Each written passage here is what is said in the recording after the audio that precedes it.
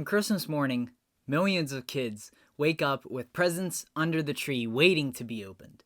Each year, fans of pop culture put merchandise from their favorite franchises on their wish list, and obviously, because of this demand, companies sell many toys around the holidays. In 2003, Disney launched a new Mickey Mouse toy that was sold for use at each of the theme parks at Disney World. This Mickey plush was sold at Downtown Disney, the theme parks, and resort gift shops. The toy was called Pal Mickey and was an interactive plush toy. When guests would visit one of the 4 Disney theme parks, they could squeeze its belly or hand, and Mickey would tell them information about the area the guests were in, parade and showtime reminders, which walk-around characters were nearby, and attraction wait times. Pal Mickey was a moderate success, and many people considered it helpful and a good souvenir from their trip to Disney World. It also made a good Christmas present for someone visiting Disney World soon after December 25th. This video is brought to you by me because I'm promoting my merch. So in case you didn't know, I have a merch store for Big Beautiful Diz. If you just go to tpublic.com, it's linked right in the description. I have holiday designs on the store right now, so if you haven't gotten your shopping done for Christmas, you're out of luck because this video is being released after Christmas Day. So maybe you do the shopping for next year. Maybe if you're seeing this in the future, do your shopping. So the holiday designs are on sale now for a limited time only. We have the classic logo design.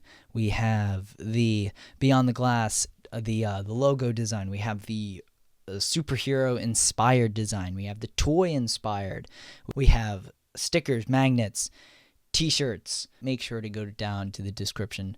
tpublic.com is your place. And let's get back to the video. Thank you all very much. Back in the 1920s, Walt Disney had the idea to sell a button, a stencil set, and a chocolate marshmallow with Oswald the Lucky Rabbit's likeness on them. This was the very first Disney merchandise, but wasn't available for a long time due to the rights of the Oswald character being taken away from Walt. Walt and Ub Iwerks' next character was Mickey Mouse, which became an immediate success after the release of Steamboat Willie. During a trip to New York City in 1929, Walt Disney was approached by a man who offered him $300 to produce a children's pencil tablet with Mickey on it. Needing the money, Walt took the deal. The tablet was successful, and Roy Disney signed the first merchandising contract in Disney history with George Borgfeldt and Company. This deal allowed Mickey Mouse toys to be sold. These toys came out in 1930 and provided a nice revenue source for Walt Disney. In 1932, Walt got a call from Herman Kamen, an advertising man from Kansas City. A meeting with Mr. Kamen and the Disney brothers occurred in California, and the brothers loved the idea Mr. Kamen had. A deal was struck and Mickey Mouse merchandise, including t-shirts, more toys, napkins, books, and more, began to be sold in stores across America. In 1933, the Mickey Mouse watch was created, and on its first day of release, it sold 11,000 units at Macy's in New York. All of this merchandise was a huge success and allowed Walt to greenlight work on the company's first feature film. But what is most important in this story is the creation of the very first Mickey Mouse doll in 1931. A seamstress in Los Angeles named Charlotte Clark made the doll after her son Bob Clampett brought her sketches he had drawn at the Alexander Theater in Glendale during a screening of the Mickey Mouse shorts. The doll was made so well that they brought it to the Disney brothers. Walt and Roy loved it and hired Clark to make more for the company. This was the birth of the Mickey Mouse plush toy. 67 years later, in 1998, Disney's research and development team came up with a system that they thought could be used in the parks.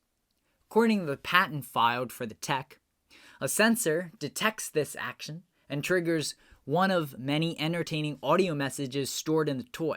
In addition, the toy has a sensor that can detect the presence of nearby location transmitters. This allows the toy to appropriately choose the audio messages to match the current location.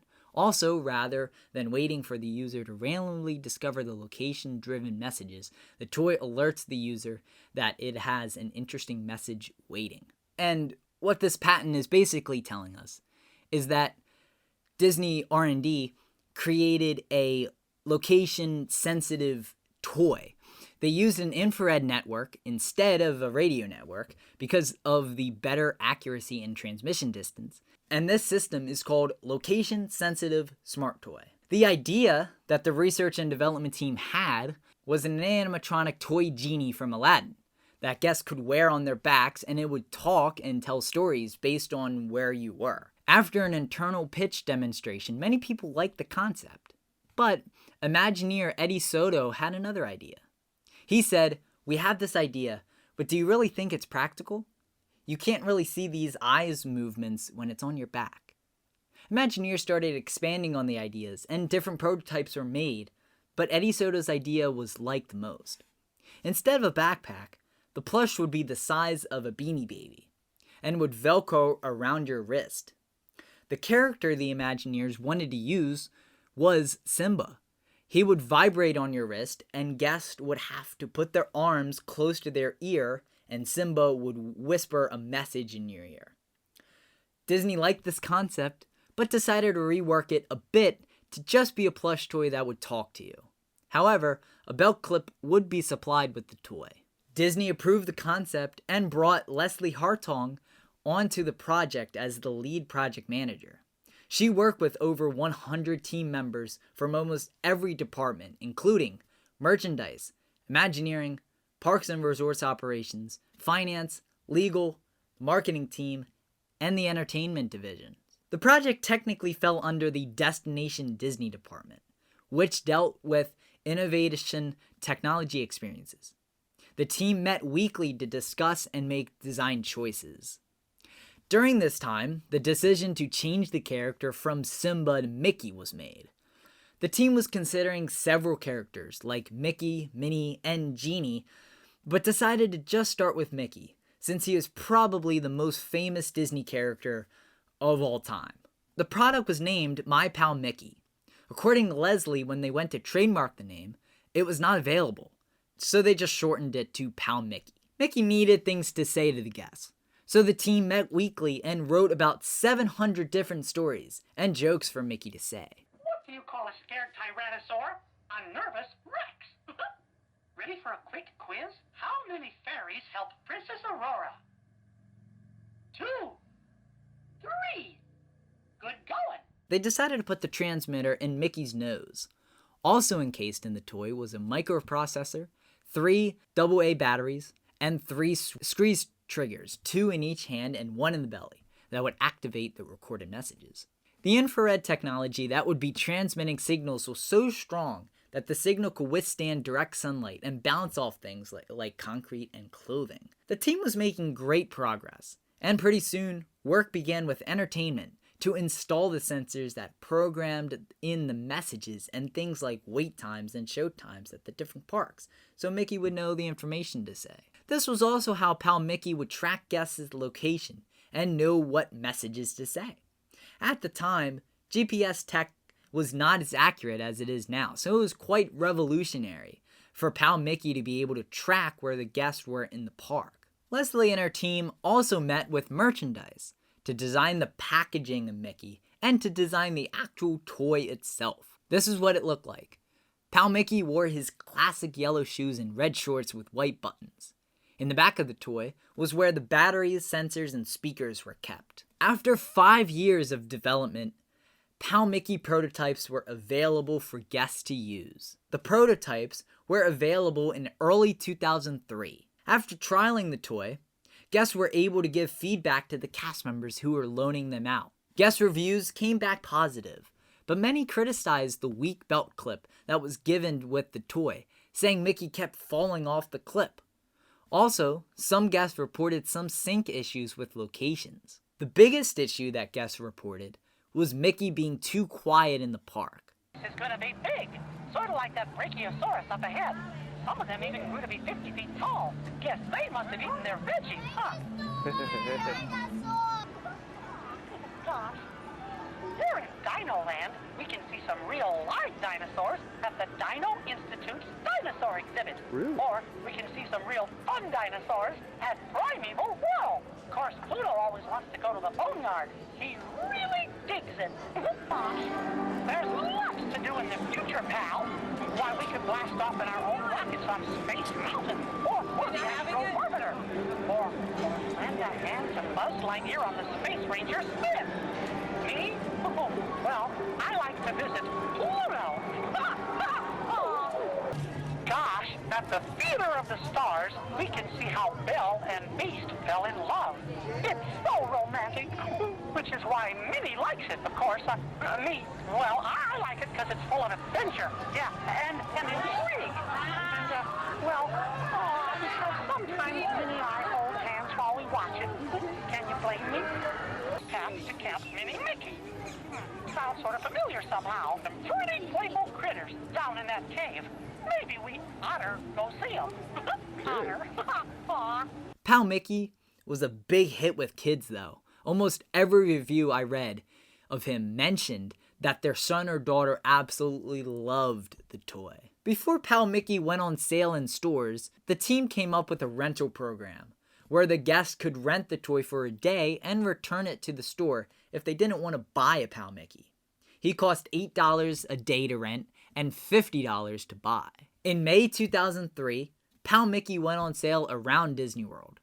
Pal Mickey cost $50 and was available at the resort shops and every park, including Downtown Disney. Some of the stores in the park where it was available were Main Street Cinema, Emporium, Mickey's Star Traders in Magic Kingdom, Mouse Gear, Port of Entry, the International Gateway Stroller Shop in Epcot, the Dark Room, Mickey's of Hollywood, the Sorcerer's Hat Shop, Legends of Hollywood, AFI's Studio Showcase in Hollywood Studios, or MGM Studios at the time, the Outpost, Island Mercantile, and Chester and Hester's Dino Treasures in Animal Kingdom. Spanish-speaking Pal Mickeys were available at the Main Street Cinema in Magic Kingdom, the Camera Center at Epcot, the Dark Room at Disney MGM Studios, and Disney Outfitters at Animal Kingdom, and Once Upon a Toy at Downtown Disney. Guest reviews still criticized the belt clip's weakness, since Pal Mickey easily fell off this belt clip, but the biggest complaint was the volume being too low still. Guests would have to hold Mickey up to their ear to be able to hear his messages. Pal Mickey sold well after the launch of the toy, so Disney decided to discontinue the rental program in 2004 and only have him available to purchase. In 2005, to promote Disneyland's 50th anniversary, Disney held the happiest celebration on Earth. Even though this was held because of Disneyland's birthday, it was celebrated in the parks around the world, because it was the anniversary of Disney parks as a whole. For this celebration, a new Pal Mickey was released. Pal Mickey 2.0 was dressed in a tuxedo and bow tie. It cost $65, just a little bit more than the original a few years earlier. Pal Mickey 2.0 came with new games and trivia questions. This version also came with a lanyard, could sing Disney songs, and finally had a louder speaker. In September 2006, a new sorcerer costume was released in stores. This version of the toy is referred to as 3.0, despite just being a new costume for the toy. As Leslie and the development team intended, new Pal Mickey costumes were being released due to the mild success of the toy. Earlier in 2006, the Mickey Mouse Club, Pin Trading, Safari, and Rainwear costumes were released. Then, in October 2006, the Pirate Captain and Santa Mickey were released. During December of 2006, the Santa Mickey costume sold out completely. It was restocked for the 2007 holiday season. While Pal Mickey was well liked by families that used it around the parks, the novelty of the technology started to wear off. The technology also started to become a bit outdated, as it wasn't updated since the launch of Pal Mickey. Meanwhile, in 2007, Jay Rasulo, who was president of the division now known as Disney Experiences, tasked John Paget and 4 other engineers to create a next-generation experience for Disney World. While brainstorming, John Paget thought of Pal Mickey and the technology behind it. And this is what Paget said. The notion of a device that was connected that would empower the experience was game-changing. So the team behind what would become Magic Band took the idea behind Pal Mickey's technology and developed it to fit their new wristband. Due to the focus on Magic Band and the fact that a lot of the original development team had left Disney by this time, including project leader Leslie Hartong, the original vision for other characters to be made with this technology never came to fruition. Unfortunately for Pal Mickey, his sales continued to decline, and in 2008, production for Pal Mickey would stop, and he disappeared from stores, never to be sold again. A few years later in 2014, Disney stopped the use of the tech and removed the infrared sensors. With the sensors removed, Pal Mickey obviously started to stop being able to tell people where he was in the park if someone brought him. Pal Mickey started to fall into obscurity after 2015 since he was only around for such a short time. Pal Mickeys are still available on eBay, and in 2023, a trend started on YouTube and TikTok of fans bringing their Pal Mickeys to the parks, and they found out something pretty interesting. He still works. Okay, ready to play that isn't here. This is how it goes. I pressed the wrong I'll say hand. the names of some places and things. If that place or thing is here in Magic Kingdom, squeeze my hand. If it isn't here in Magic Kingdom, squeeze my tummy. Ready? Here we go. Oh my god, he knows he's in the Magic Kingdom. Mickey went off. He vibrated and he giggled. Mickey went off. There's still a sensor in the Haunted Mansion, y'all. Paleontologists have left the Boneyard Dino Dig site open for us to explore. There's slides and nets and lots of neat places to crawl around. Hey, if we find some fossils, maybe they'll name a dinosaur after us, like a Mickeysaurus. The second that we walked underneath the Olden Gate Bridge here, Mickey started shaking and giggling. There's lots of critters to discover on Discovery Island, but you gotta look for them. There are lemurs and otters hiding in the trails around here, and a whole bunch of bugs are putting on a show under the Tree of Life. Is Pal Mickey alive? Maybe.